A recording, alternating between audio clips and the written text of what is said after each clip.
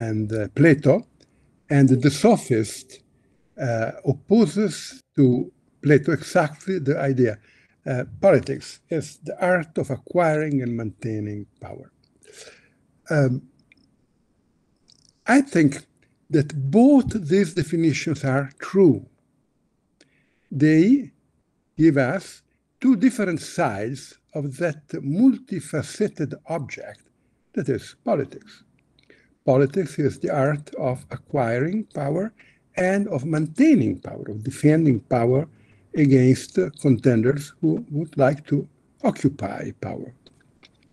But at the same time, politics is a prudent preoccupation for the common good.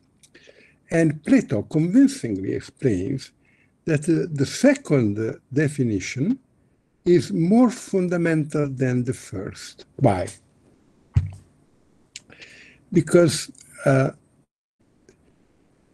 take a very corrupt republic in which politics is almost exclusively a struggle to acquire and maintain power. Nevertheless, those who struggle for power try to convince the great majority of citizens of the fact that really they are trying to realize the common good. They accuse each other of betraying the common good, and they want the support and the consent of the people on the basis of the common good. Then, even if they falsify the common good, even if politicians very often betray the common good, nevertheless, in order to falsify and to betray something, you must presuppose the existence of this something. And you must presuppose that this something is present in the souls of your listeners, so much so that you can move them only in the name of the common good, of the prudent preoccupation for the common good.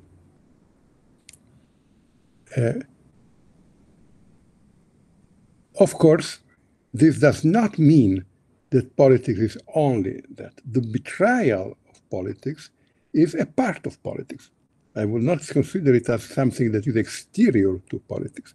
The greatness of Machiavelli consists exactly in the fact that he has taught us the laws of politics from a non-moral point of view, from a purely scientific point of view. You must not think that Machiavelli is immoral. He is not. Those who know Machiavelli know that he is not the author only of the booklet, The Prince. Many people have read The Prince, have misunderstood The Prince, and have condemned Machiavelli as immoral because of The Prince. No.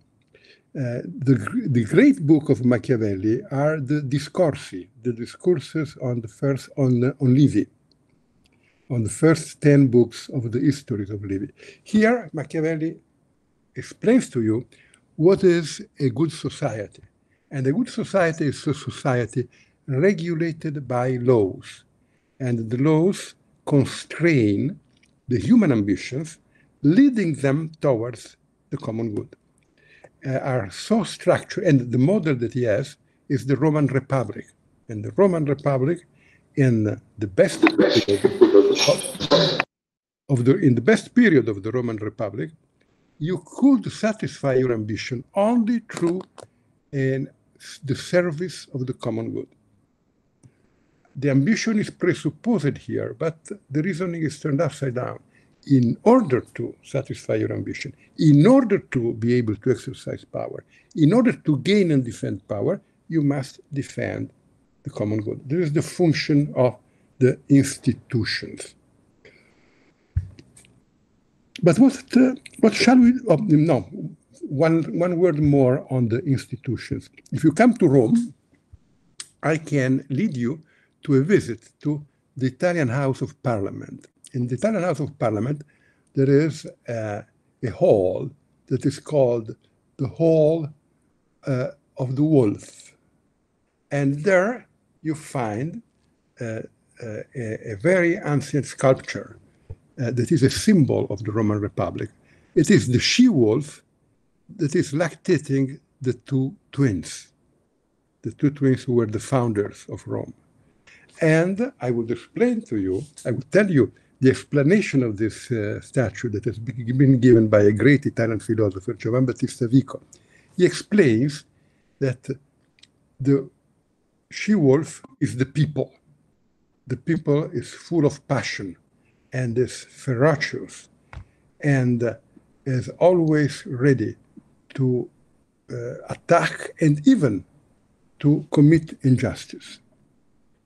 And the two twins are the ruling class. A ruling class must have the strength of the people, must drink the milk of the people and transform it into rational resolutions. And this is the function of institutions. For instance, the parliament. All people must come, all kinds of opinions that are present among the people must be represented in parliament. Everybody must be able to express his or her folly. And out of the combined folly of many, distillating the grain of wisdom that is contained in the folly of each one of us, you arrive to creating the law that governs the whole of the society according to a rational rule in which everyone is listened to, everyone is respected, everyone is present, and nobody is excluded. And you will make a majority only if you are more capable than others to listen to all and to find a solution that has the support of many and is tolerable also for the others. You must never make one problem of politics is not to be willing to win too much. Because if you win too much, then your opponents will feel excluded from the political community. And they must retain the feeling that they are members of the political community with full rights, although they are now in the minority and not in the majority. That is the institution. And this stands in the center of the thought of Machiavelli in the Discorsi sopra la prima decca di Tito Livio, the Americans say, discourses on living. And then there is The Prince. The Prince is a book that has a different purpose.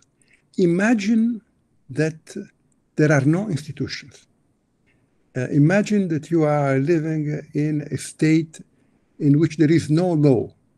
Oh, by the way, in which there is no state, in a society in which there is no state.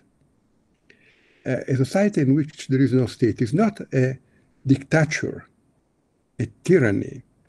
Machiavelli is convinced that there is something worse than tyranny. By the way, he shares this conviction with St. Augustine. We can consider Machiavelli as a very pessimistic, as an extremely pessimistic Augustinian. There is something worse than tyranny, and this is anarchy. Anarchy is a situation in which there is no law. And in a situation in which there is no law, everybody can pretend to make the law. The anarchists imagine it is a society of equals, but in reality, it is not. The difference in strength and power among individuals come brutally to the fore. Imagine a borough in a city that is in which there is no law. Then every group or every individual can come to you and pretend from you that you give him money, that you pay him, or he can take what belongs to you. And what can you do to defend yourself? You rely only on your own physical force.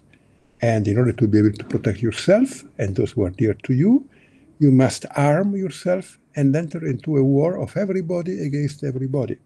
Or you will go to a local mafia leader and ask him to protect you. And you will become his affiliate, and in exchange, he will support you and defend your rights. It will be a situation of continual struggle of all against all.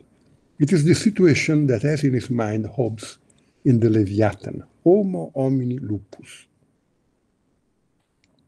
And then, this is the starting point. Then Machiavelli imagined, what happens if one mafia leader, stronger than others, succeeds in killing and, excuse me, sto facendo lezione, Pia. Ciao. Succeeds in killing and eliminating all others, and succeeds in affirming his power, his absolute power. Will it be better or worse for the common folk? I tell you, it would be better. They will pay to this mafia leader his tithe, and they will be free to attend their own business, to work, and to better their condition and the conditions of their families. The mafia leader who has killed all other mafia leaders, who has affirmed his power over the whole of society, has realized the first condition of the modern state. That is, the monopoly of power. You see this process in the history of Europe. The period of absolutism, in which the absolute monarchies were created, is exactly this. Who is the king? The king is, in the beginning, a malefactor, a mafia leader who succeeds in subjecting or killing all other mafia leaders and in affirming his absolute power over all. If you read the chronicles of the Middle Ages, there is one point that always strikes me. Take a good king. In the English tradition, Edward II is a good king. And why is he praised? Because of the good justice that he did. And what was a good justice? His good justice was that he quartered and hanged and beheaded the robber barons. And everybody was so happy about it because it was a liberation. Then you have the second stage. After having affirmed the monopoly of power, then you have to transform this monopoly of power in monopoly of legal power. You have to introduce those restraints that create the modern liberal democratic state, a state in which the state has the monopoly of the force, of the use of force on a territory, but he makes use of this monopoly according to rules, according to rules that are determined in a liberal way. In a liberal way means having a certain idea of the respect of the fundamental rights of all. And in a democratic way. Democratic and liberal should always go hand in hand. Why? I already told you, or I already gave you an idea of this when I said, beware, don't win too much. To win too much means that a majority, even in a democracy, a majority excludes the minority from fundamental rights and creates a system in which the minority is segregated and condemned to a condition of absolute inferiority. A democracy implies that all have equal rights. That is the liberal side of democracy. You can have a totalitarian democracy. Yes, you can. There is an important book of Talmud that bears as title exactly the totalitarian democracy. But it is not our democracy. It resembles rather a certain stage of the Soviet Republic, or of fascism, or of National Socialism. A liberal democratic republic is a republic in which the majority does not deprive the minority of fundamental rights and accepts the possibility that through a legal process, through an electoral process, the minority can become majority. Accepts to be scrutinized every 4 or 5 years, 7 years, according to different according to the laws of different states, accords to be scrutinized and judged by the citizens of their state.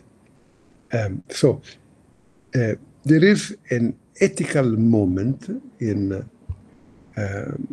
the state, in politics, but to make operative this ethical moment, you need institutions. Institutions are what transforms the absolute state in a democratic state. Institutions that imply the division of powers, that imply the control of the power.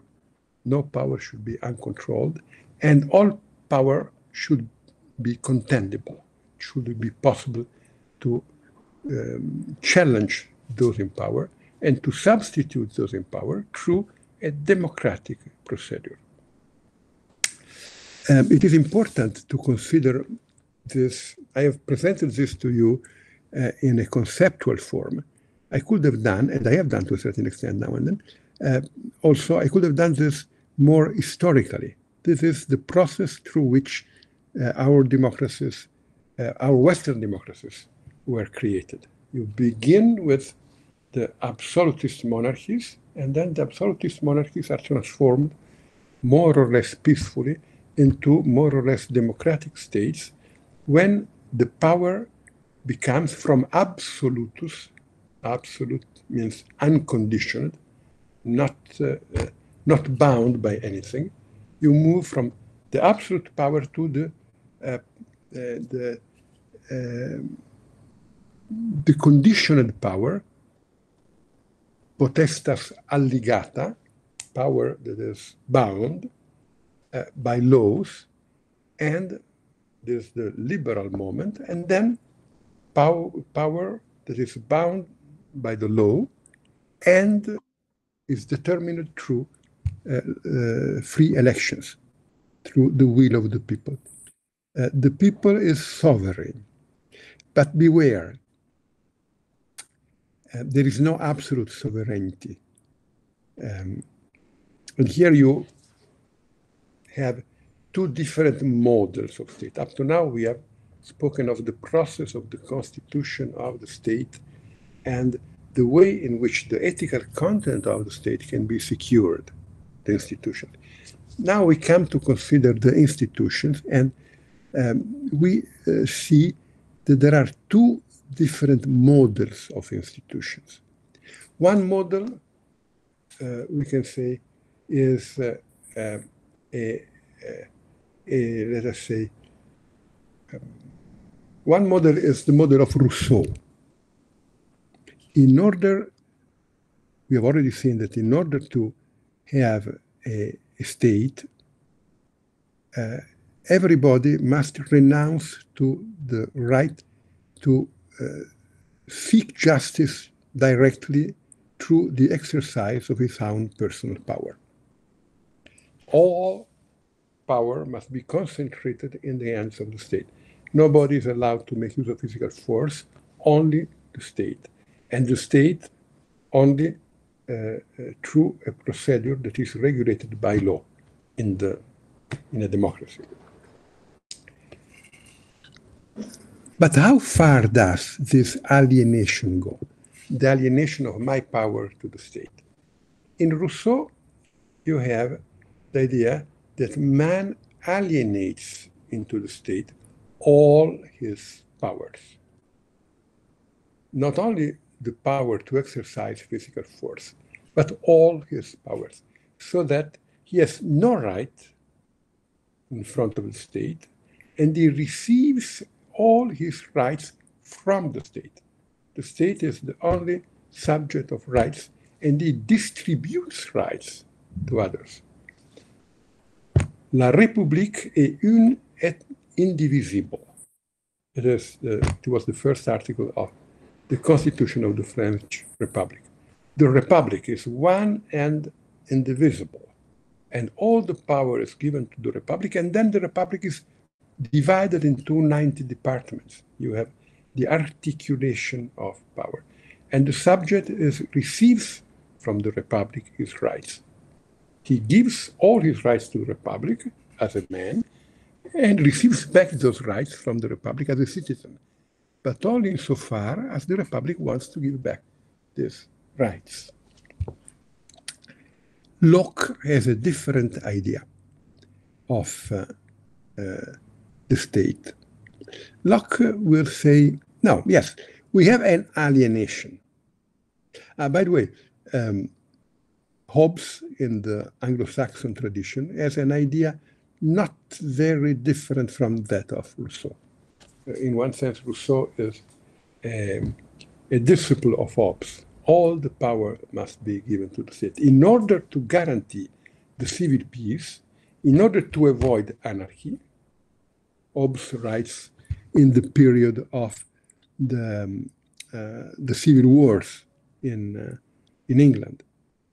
And his main problem is how to stop the civil war, how to avoid the possibility of a new civil war.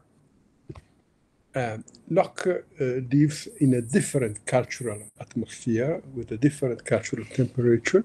And he says, well, yes, we must alienate some rights, only those rights that we cannot exercise by ourselves. The right to protect ourselves and to make justice when we receive an injustice, well, we cannot exercise it effectively by ourselves alone. If you try to do that, you will never succeed in finding out the real culprit, the man who has created damage to you. And you are likely to make a revenge on somebody who is innocent, perhaps a member of his family, perhaps a member of his clan. And this leads to a situation of perpetual warfare among families, among clans, among different social groups. Then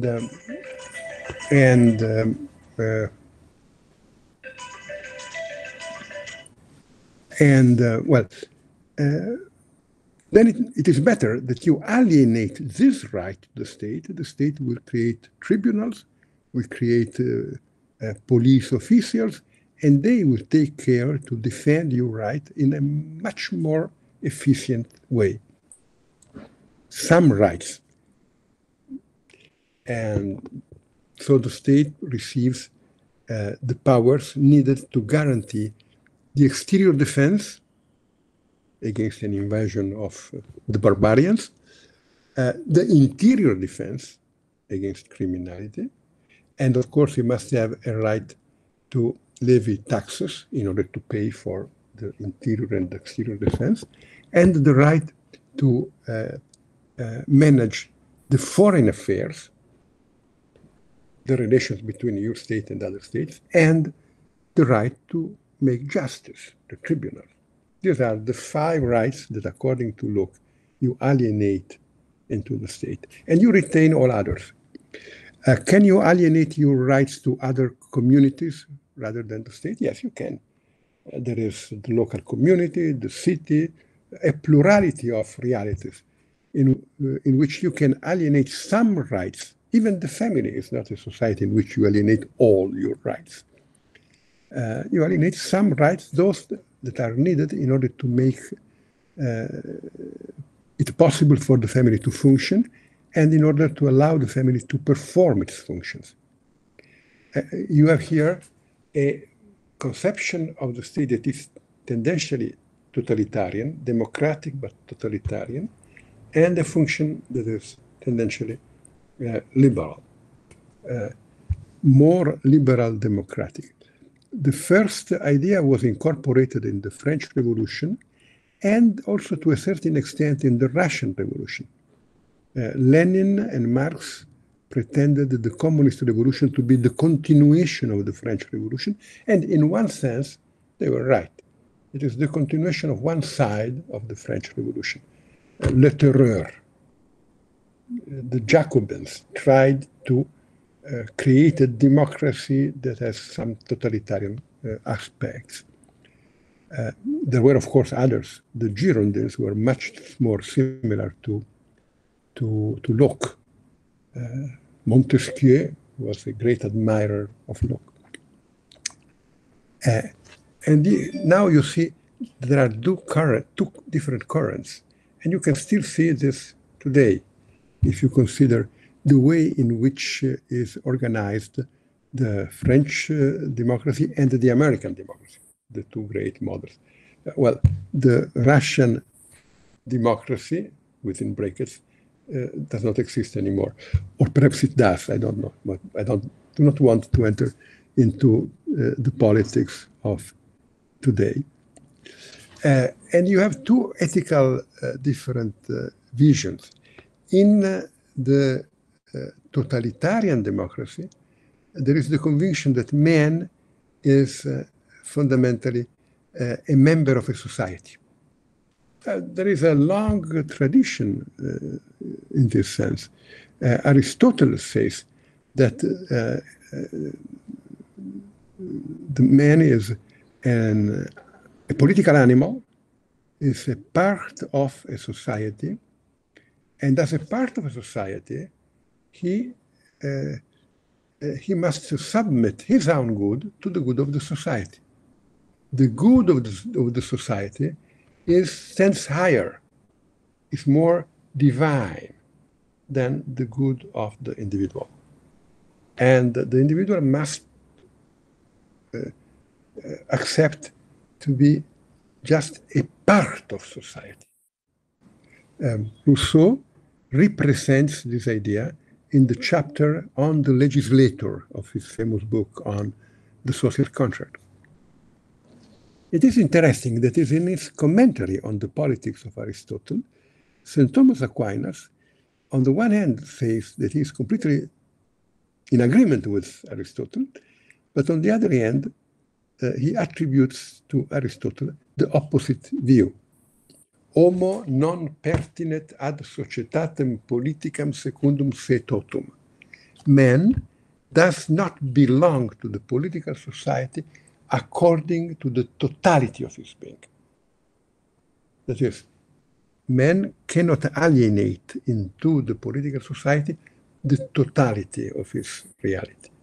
I shall not say that St. Thomas is in perfect agreement with Locke, although Friedrich von Hayek has written that Thomas was the first weak, the first liberal. It is not completely true.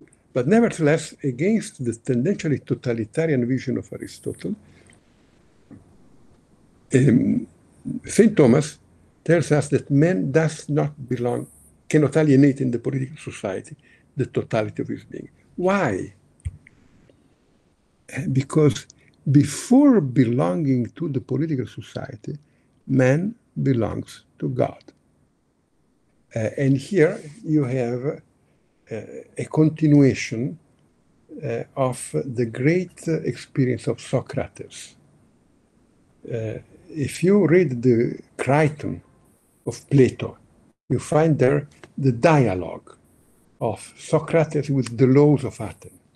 And the laws of Athens are on the same position as Rousseau. How do you dare challenging us? You would not exist without us. That's what they say to Socrates. You exist as a moral subject because you are a citizen of Athens. And you are a citizen of Athens because of our laws. Without our laws, you would have been born out of wedlock, because marriage is an institution determined by the law. You would have been a nobody. And now you pretend to act on your own decision against our decision. What the assembly has decided is the truth. And you must submit to the decision of the assembly. And what is the answer of Socrates? Socrates answers, yes, you are right. I am a member of society, and I am ready to surrender to society all what I am. I am ready to obey to society in all, but not quite in all. There is one fundamental exception, because I have a daimon.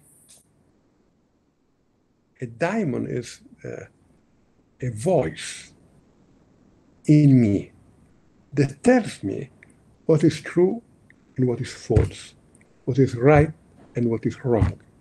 We could see in this daimon the first beginning of our Christian notion of conscience. I have a conscience in me that tells me what is true and what is false, what is right and what is wrong. And I cannot disobey my daimon. I am ready to obey the laws of Athens in all, but in what contradicts my conscience. There is a higher authority than the authority of the state.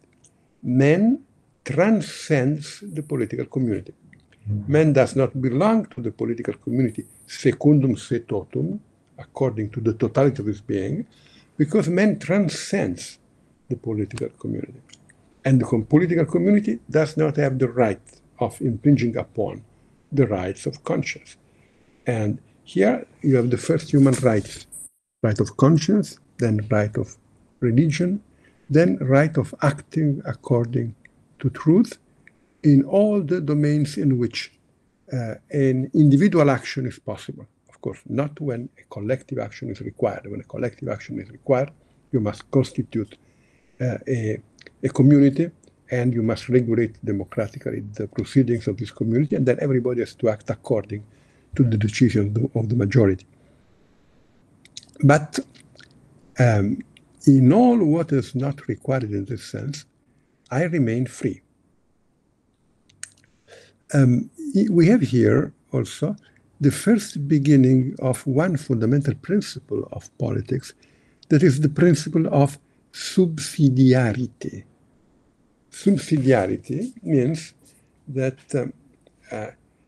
if there is something that can be done by the individual, and then we must leave to the individual the freedom of doing that.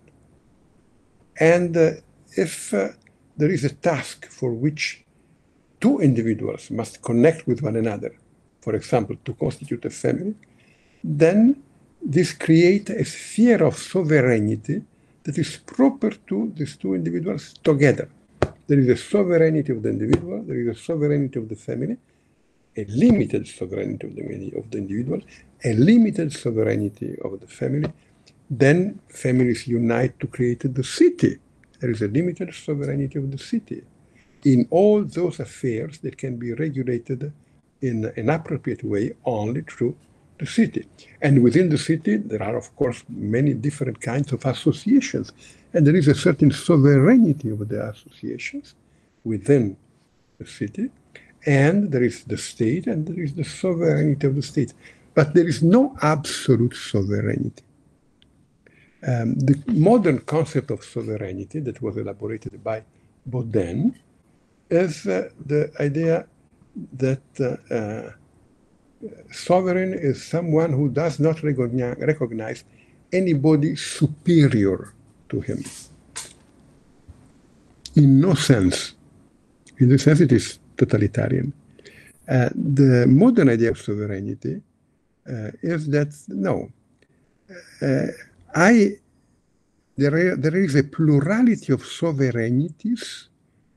Each one has the right to be respected. And the state exists in order to allow each one of the different communities to exercise its peculiar kind of sovereignty. One peculiar kind of sovereignty, or one peculiar sphere of social action, is the economic one. Before we address this side of our exposition, let's summarize what we have been saying on ethics and politics. The finality of ethics is to make it possible for the human person to exercise its finality. The last end of politics is not the state, it's the person. The state exists in order to allow the person to exercise its freedom. And this freedom is something that is decided in front of God. Man, the person, transcends the political order as a dignity that stands higher than the dignity of the political order. And the political order is in the service of the citizen and not the citizen in the service of the political order. One word on the economy.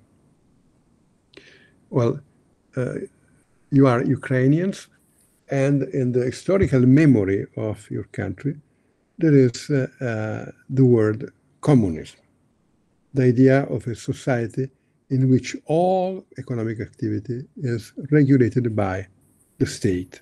The state is, in one sense, the owner of the economy. And you all know that it did not work.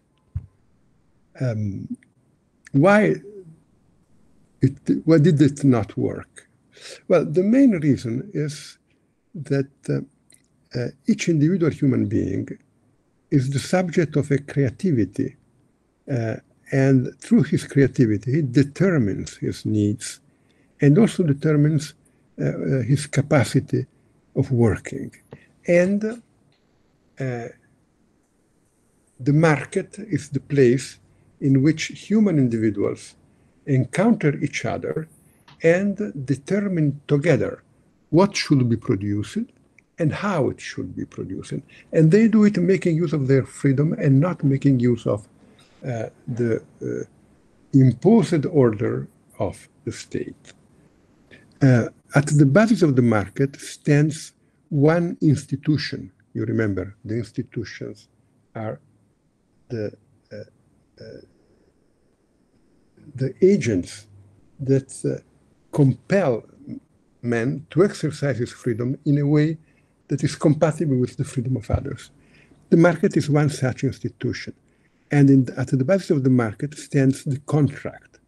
I imagine that all of you already have studied what is a contract.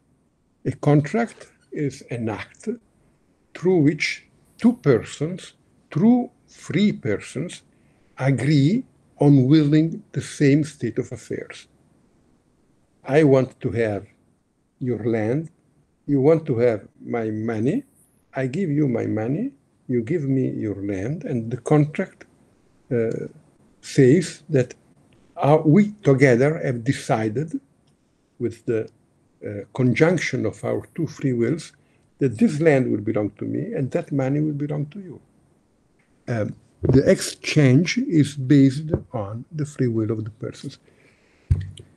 This unleashes a powerful creativity of the persons.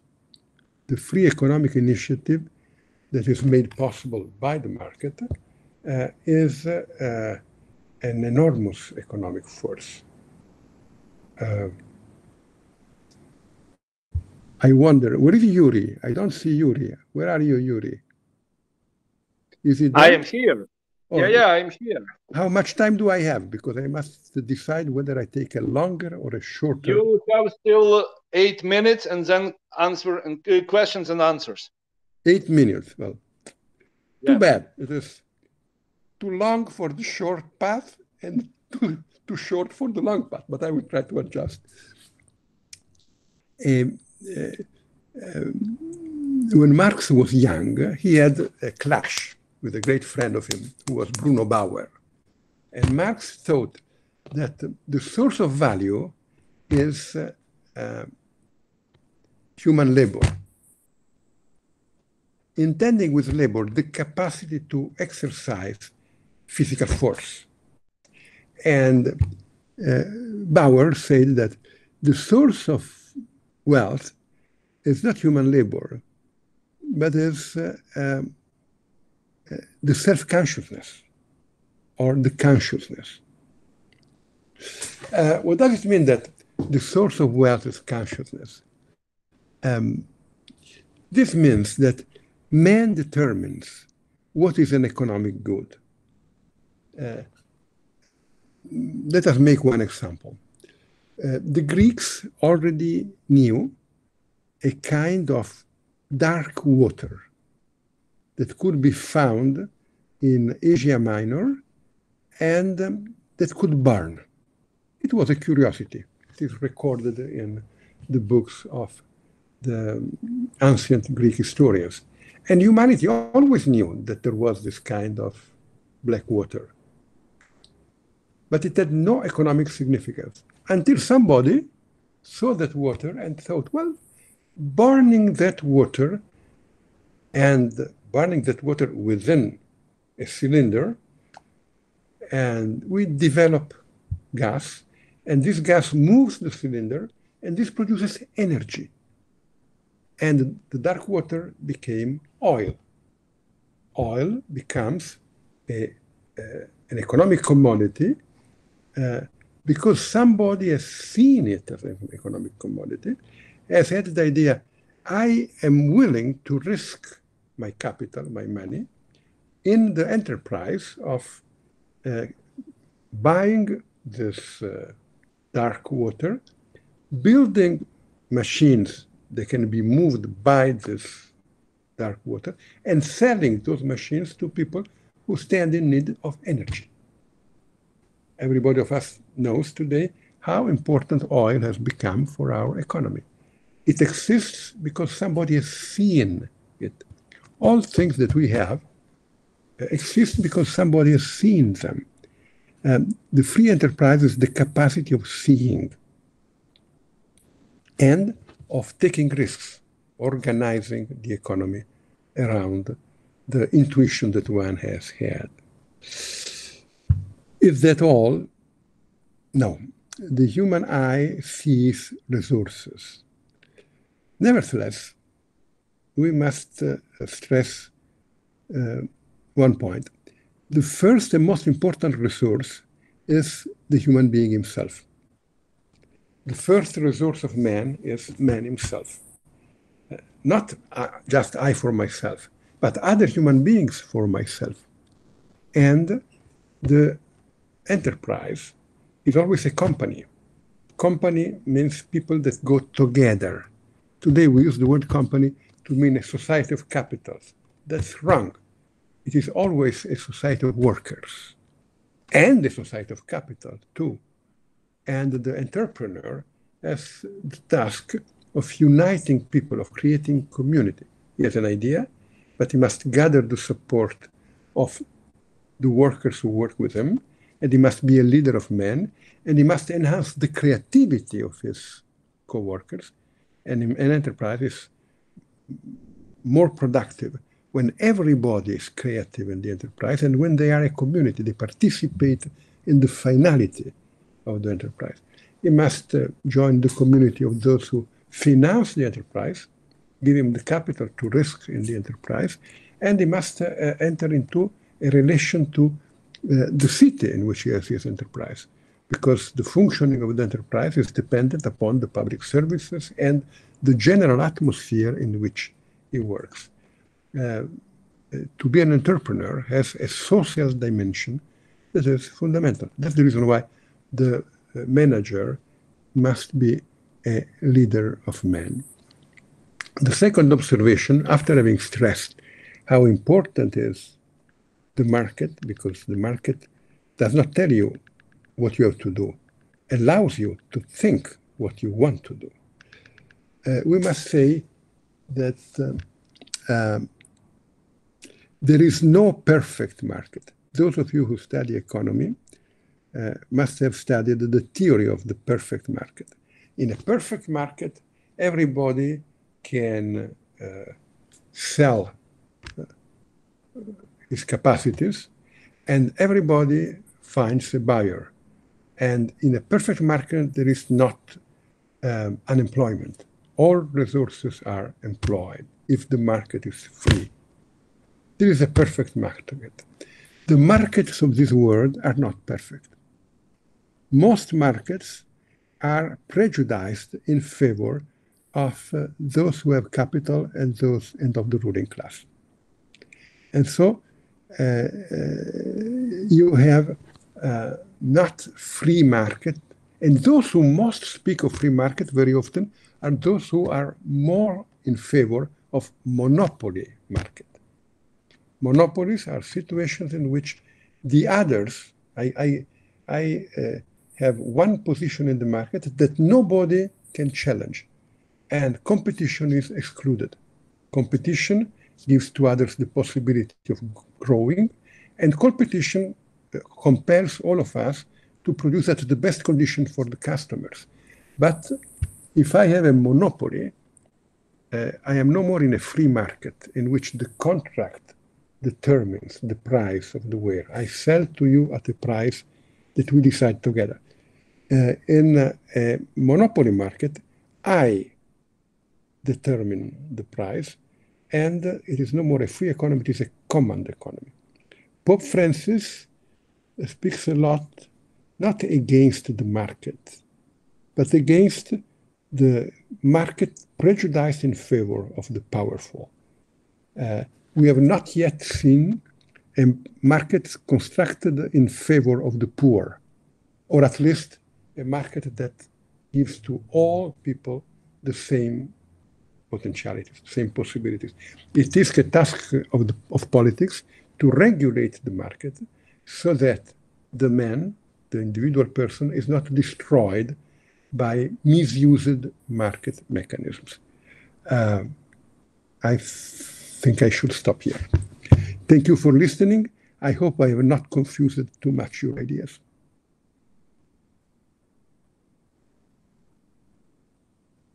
Thank you very much, Rocco. And now I would like to invite our students to ask questions.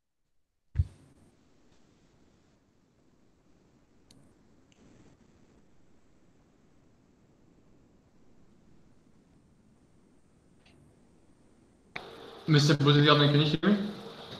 Yes, I do. Yes, I do. Wonderful. So my name is Rocco. I would like to ask about the prejudices that you mentioned about free market. So as far as I understood, you mentioned that basically in all markets throughout the world, people are in favor of bigger companies that can grant better conditions, better price for the customers. And that's the prejudice that exists, yes?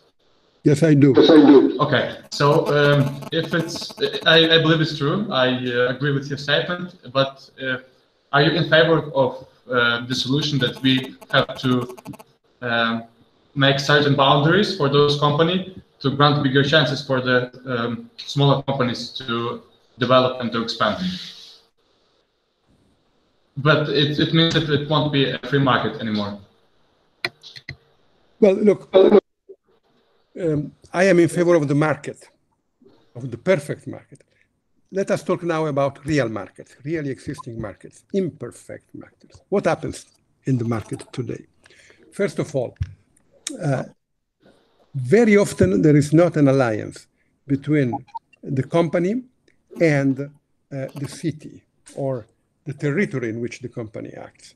And the company acts destroying resources that belong to the community. Resources like fresh water, like unpolluted air, and so forth. There are a lot of external diseconomies that the company does not pay for. And who pays for it? The taxpayers. Or they do not pay and they suffer the consequences. You have an increased number of deaths by cancer or by other diseases. Children cannot grow adequately and so on. So we need a system in which companies accept the responsibility for the diseconomies, the external diseconomies that they create, and enter into a fair alliance with the territory, which is very often not the case. Second, we have, I don't know whether you have seen the magazine Fortune. Fortune gives us every year a list of the 500 wealthiest people in the world.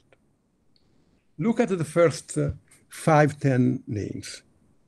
They are all names that have made an enormous, they have amassed an enormous wealth in the last 10, 20 years in the sector, in the information technology sector. And how did they do that? Many of them are genius people. They have discovered important things and they've sold them, and well, I admire them. They are also great entrepreneurs. But did they make all that money only in this way? No. They did this money because they did not pay taxes. Whilst if you have a small enterprise, you pay the taxes. While if you are a worker, you pay taxes. I am not a rich man. I'm not poor. And I pay, I think, 37% of my income in taxes. I don't know, and I am a professor. I don't know how much you pay or your parents pay of their salary in taxes as workers. But I can imagine that in Italy, in the average, people will pay 20, 25% in taxes. Do you know how much? We pay 18. What? 18? We pay 18. You pay 18? Well, 18. Do you know how much pays Bill Gates? Make a number. No idea. 2%. 2% on, not Bill Gates personally, I mean Microsoft. Why? Where are the taxes due on the value produced in the net? Let us imagine that we are having an economic transaction, you and I, and this transaction produces added value. The tax on this added value should be paid in the Ukraine or in Rome? Nobody knows exactly. A big company can easily move all the profits to a country that promises not to let them pay taxes. Why do countries do that? Take one of them. In Europe, the most important ones today are the Netherlands and Ireland. What is the reason why Ireland allows the big companies not to pay taxes? Well, they put there their offices, they pay salaries there, they create wealth there, and the Irish state prefers not to let them pay taxes. That is, prefers to cooperate with an enormous tax illusion that damages all the other states of the European community, all the other states of the world, but in particular of the European community, since they convey, the big companies convey in Ireland the profits they make in Europe, in the European Union, not in Europe. Ukraine is part of Europe, of course, not yet of the European Union. Well, that's a problem. We cannot govern this, or we can govern this, not the individual states, but there is a problem that the European Union can govern, and the European Union is trying to govern this. It is trying to oblige the big companies. One of them, Microsoft, had to pay 13 billion euros. 13 billion euros. And it was only a small part of what they should have paid, but for several reasons, we could begin only with 13 billion. But the European Union is not powerful enough. We need an act of world governance. That is, we need an agreement between the European Union, United States, China, India, and the other major economic powers of the world, because otherwise they have the possibility of blackmailing one country, threatening to move their assets out of the country. It is not a very credible threat. I cannot imagine that they move out of Europe. They can say, we move out of Ireland. They can move out of Liechtenstein. They can move out of Italy even. No. But they cannot say, we move out of Europe. Anyway, we need a general agreement. In the last G7, the meeting of the governments of the 7 most important world economies,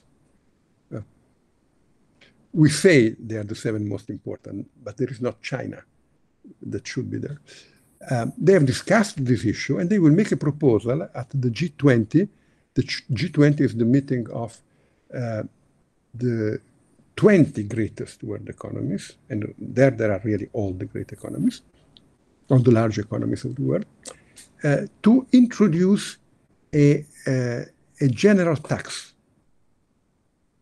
No state will be allowed to have a tax on the on profits lower than 15%.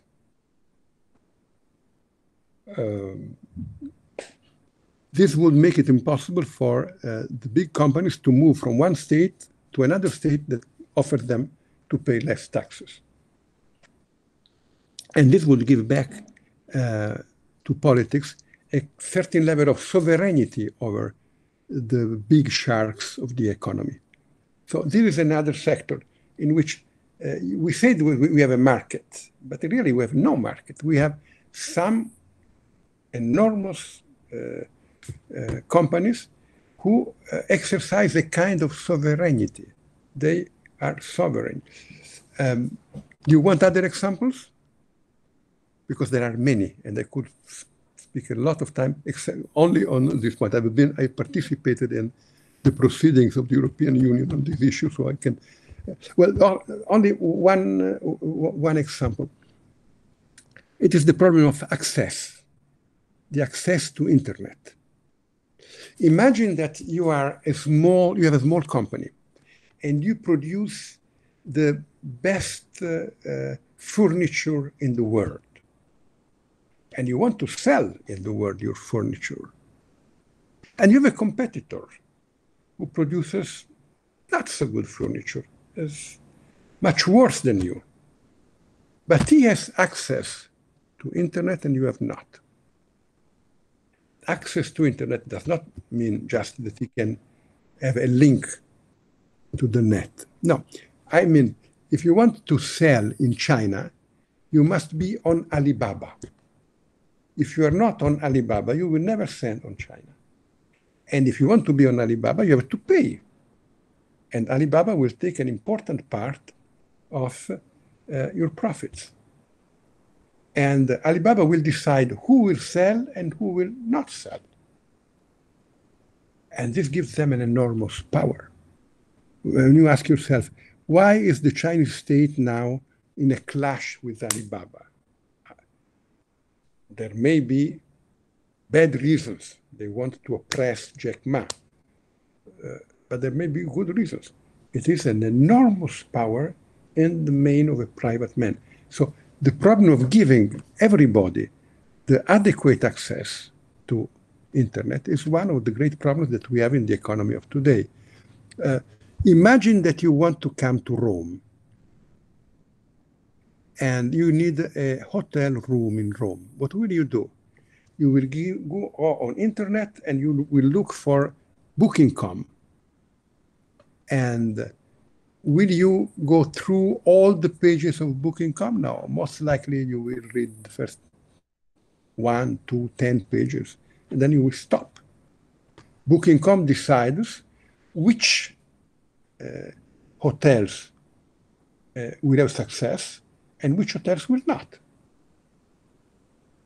Can we put all this power in the hands of a private company?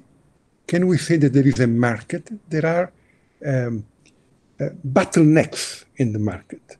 those who control those bottlenecks control the market, and the market is no more free. And small companies have not the possibility of growing. And the right of free enterprise that theoretically is guaranteed to all, practically is dramatically limited.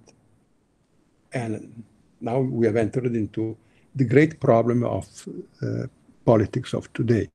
But I stop here. But if you want, I could go on this. Rocco, may I ask you a question? Please. We have the same situation also in political life. Yes. President Donald Trump was excluded from the access to social media, to Facebook. And who decided? A public authority, an impartial authority that defends truth? No. It is a private company that decides what can be said and what cannot be said.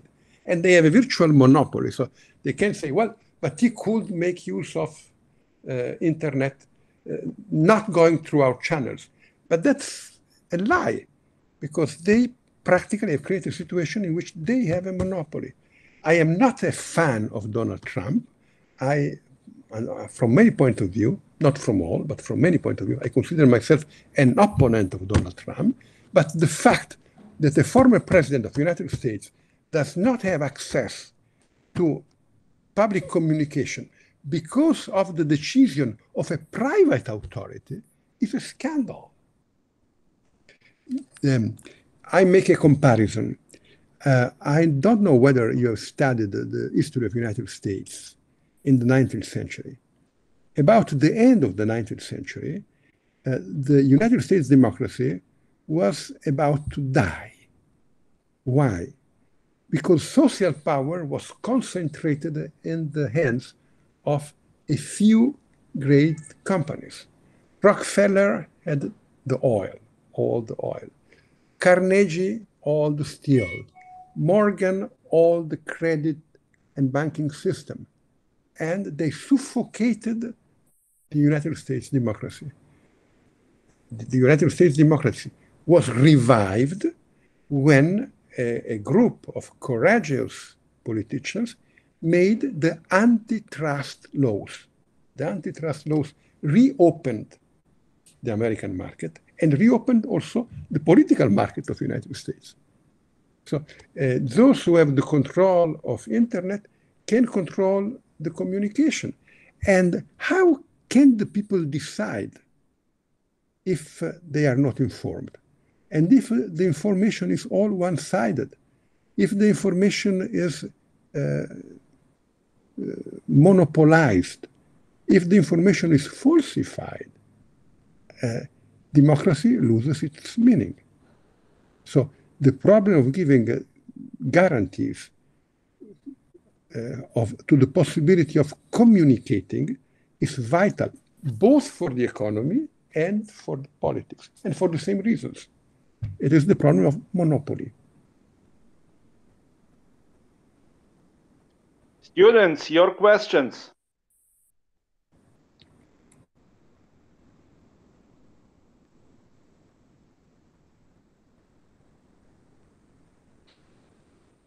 Students, do not sleep. If you don't have for the moment a question, we still have 23 minutes. I would like to ask you, Rocco, to explain the so-called Buttiglione case in the European Union, when you was withdrawn from the possibility to have the position of Commissioner for Justice. Could you please tell this story to our students, how persecutions on religious grounds are happening from time to time in the European Union? Well, first of all, I don't know whether you know exactly what is the European Commission. European Commission is not quite the government of the European Union, not quite. The reason is that the European Commission is not properly a political organ. the members of the commission are indicated through an agreement between the president of the commission and the governments of the different states. And this is the reason why, while in a government you have usually only one party or a coalition of parties, you have a majority and a minority, and the minority does not sit in government. In the European Commission, you have people of all different political convictions, at least of all the political convictions that are represented in one European government, because each government makes its name. So the judgment on the political, on the European Commission is not a political judgment. A man who is designated by a government can be excluded only for two reasons: crass incompetence or moral indignity. Now, I was indicated by the Italian government. I wanted to become a European commissioner. I had many ideas of what should have been done. I had a good program of immigration, by the way, that now it is being revived, because in all these years, very little has been done on the issue of immigration. And they asked, when I was examined by the Parliamentary Commission, and they asked me a lot of questions on my private ideas on homosexuality. I do not have many ideas on homosexuality. I am a Catholic, and I hold homosexuality to be morally wrong, although I do not think that homosexuals should be persecuted. I have many homosexual friends. I understand that they are not necessarily all sinners. In order to have a sin, you need to have a gravity of matter, but also you need a subjective side, full consciousness and full freedom of will. Many are homosexuals because of the traumas they have suffered, or of their complicated family histories, or for some reasons for which they are not responsible or fully responsible. So I have nothing against homosexuals. But I wanted to know my opinion on homosexuality. And one important aspect of the art of politics is the capacity of talking at length without saying anything. So I could talk without answering. But while I was doing this, it came to my mind one page of the gospel. Those who feel ashamed of me in front of men, I shall feel ashamed of them in front of my Father, says Jesus. And I asked myself, do I feel ashamed of the doctrine of my church? Do I feel ashamed of my Lord?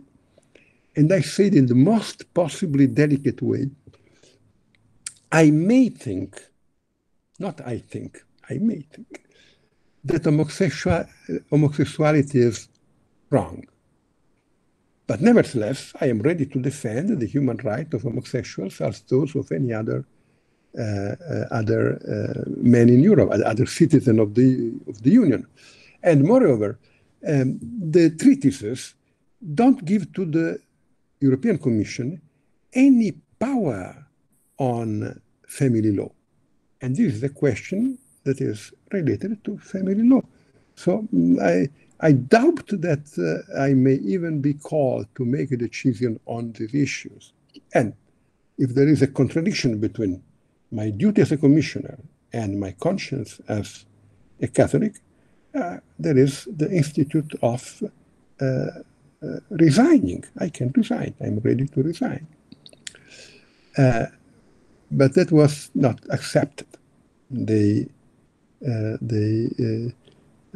made a campaign against me, and they voted against me in the commission, and they threatened to vote against the whole commission in the Aula of Parliament. I was invited to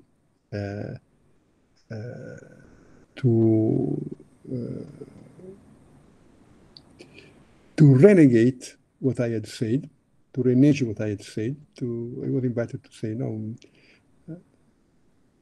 it is not, I do not agree with the doctrine of the Catholic Church on homosexuality.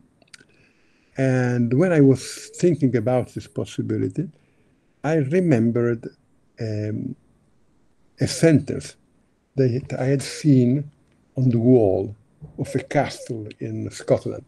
I don't know whether you have ever been in Scotland.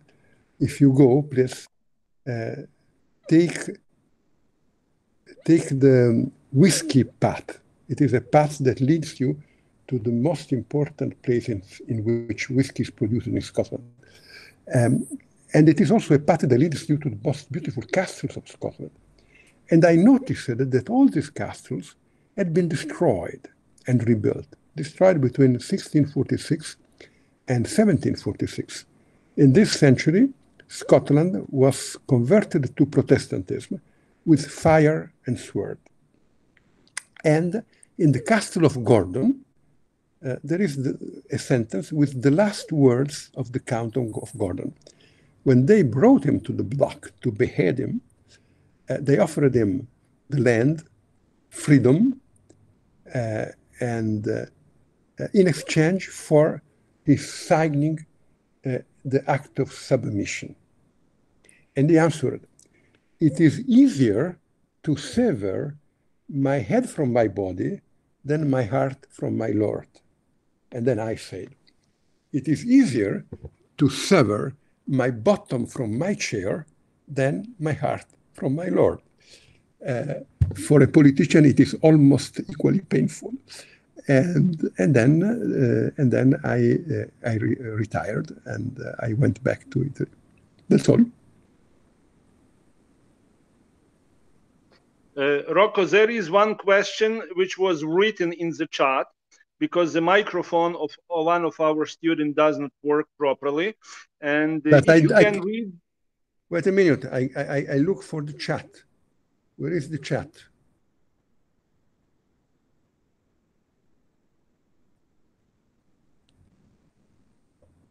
Oh, yes, here it is.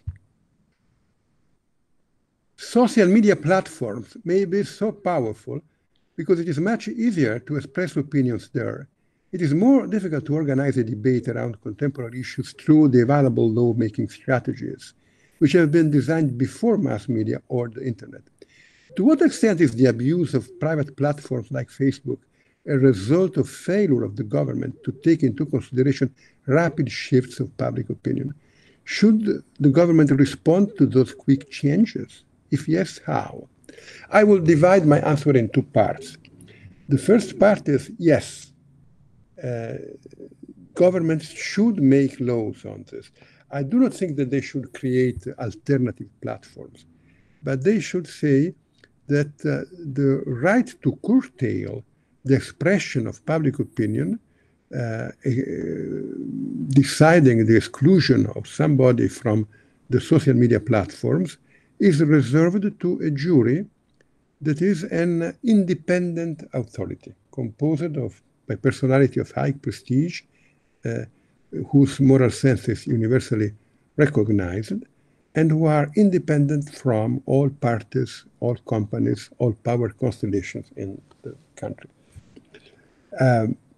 On the second part, should governments respond to quick changes? I am not so sure, really. I think they should not. I have been a great friend of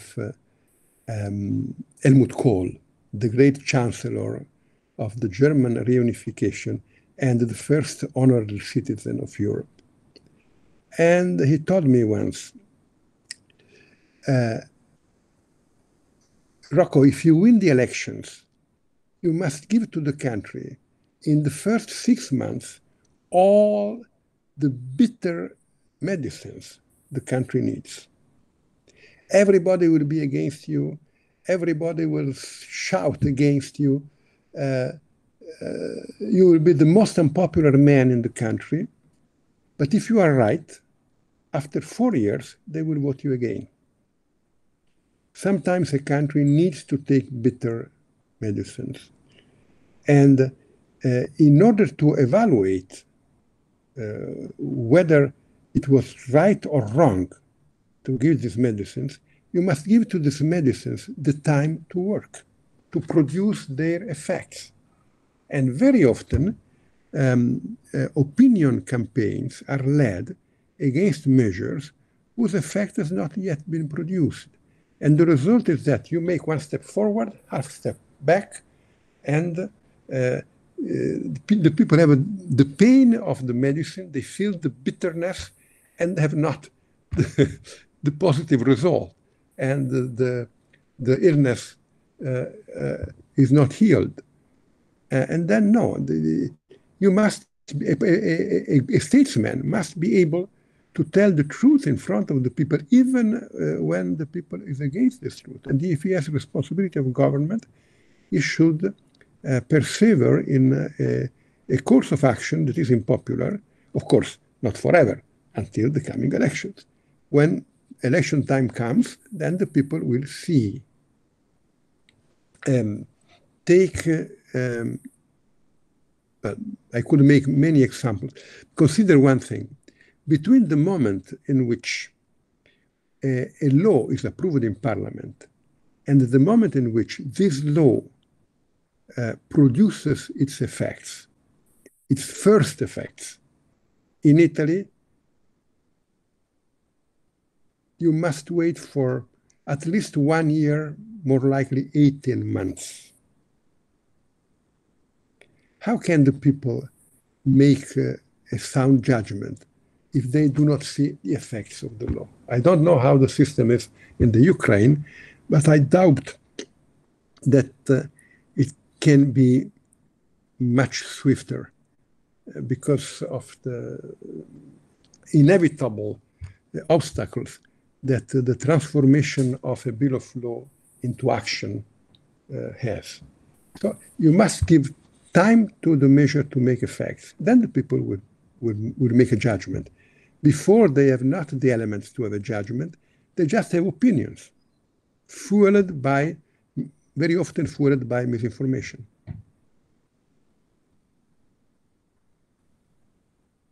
Thank you very much. We still have time for a last question. Students.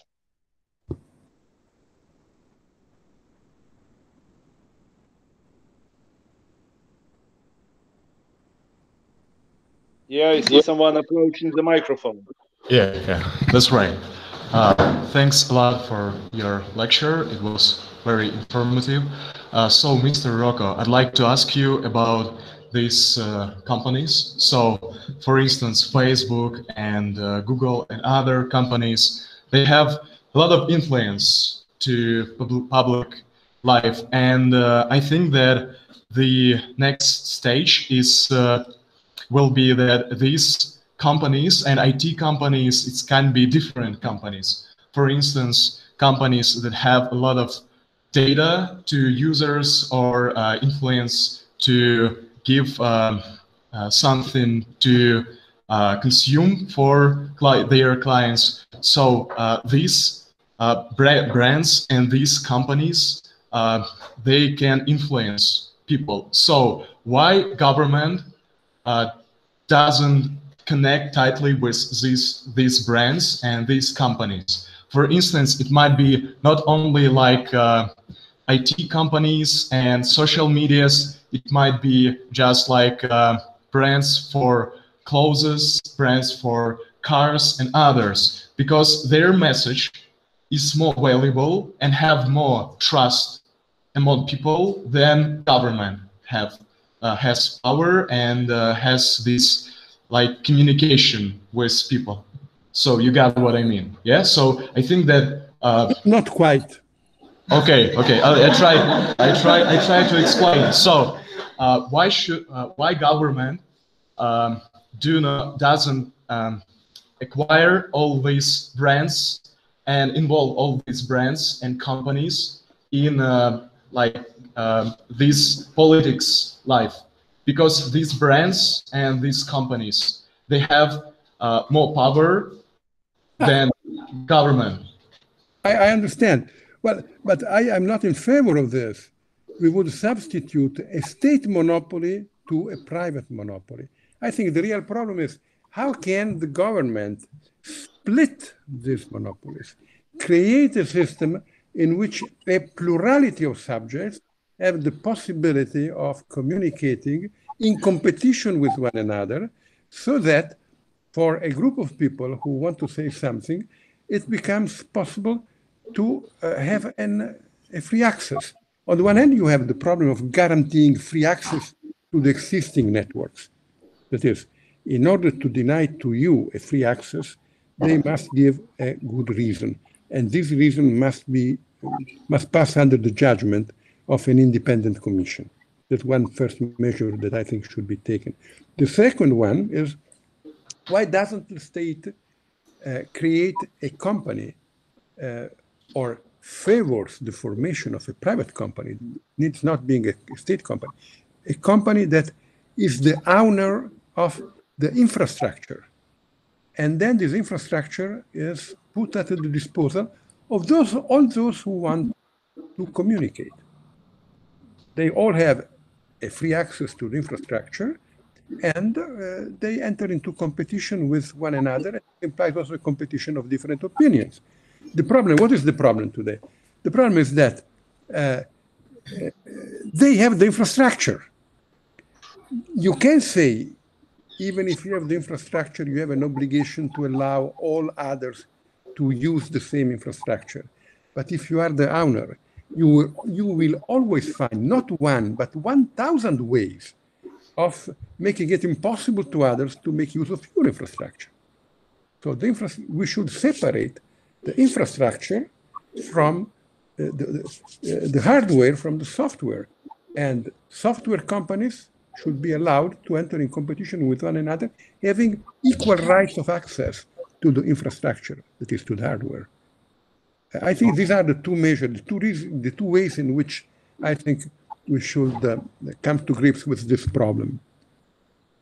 Okay, but what about influence? Okay, I got what you mean about infrastructure, but what about influence? For instance, Tesla will say to save our planet, or just to do some eco stuff, or another company, another brand will say another. And when these two kind of mindset will clash with each other, so will be some kind of conflicts. And for instance, it's like competition between these two companies, these two brands. But when government says to do one thing, but when brand or company says to do another thing, and people have put their trust in this company more than government, so they will follow their opinion, but not like government. I get it. Well, there is nothing wrong in the fact that they follow the opinion of a company and not that of the government. Only if they are exposed to a plurality of opinions. Of course, if you have only two opinions, one of these opinions is that of the government, the other opinion is that of a society that has the control of the infrastructure, that has the control of the big data, that is all the data contained in the infrastructure that allows them to put a particular pressure on the customers, on the citizens. Then no, of course. But the solution, I don't think, is that the government makes a monopoly, or rather only a monopoly of the infrastructure. But the solution is that there is a plurality of subjects who can have access and present to the customer and to the people their options. And well, the other problem connected with this is that of the big data. Because on the big data, we should also have an authority that decides which big data should be made accessible and which not. If you have the infrastructure, you have the big data. If you control the infrastructure, you control the big data. If you have a company that has the infrastructure, then you must decide whether this company can use big data, which big data, how, and perhaps the best solution would be no big data should be used. Okay. Because if they have the big data, then they are more powerful than the government. Because you know what are big data. I ask the students, all of you know what are big data. Well, I have not time to explain you that but Professor Sidney will explain you it later. Yes, all of them know what big data, and Rocco, the time has elapsed, and we are very grateful for your inaugural lecture for this summer school. Thank you very much. Thank you. A great pleasure seeing you. And I would like to share with you good news. You remember some years ago, you was present at the inauguration of our program in political science. Of course I remember. Yeah, and we had a few days ago we got first alumni. All of them graduated with very good marks. Oh, very good. Thank you very much for your help in elaboration our program. Thank you. My best compliments. All the best to all of you. Thank you again very much, and we would be very grateful if you accept our next invitation to be present alive here in Ukraine. Absolutely. I have a tremendous memory of the beautiful Ukraine. I shall be very glad to come, and of my great friends in the Ukraine. All the best. Thank you. Have a nice day. Thank you.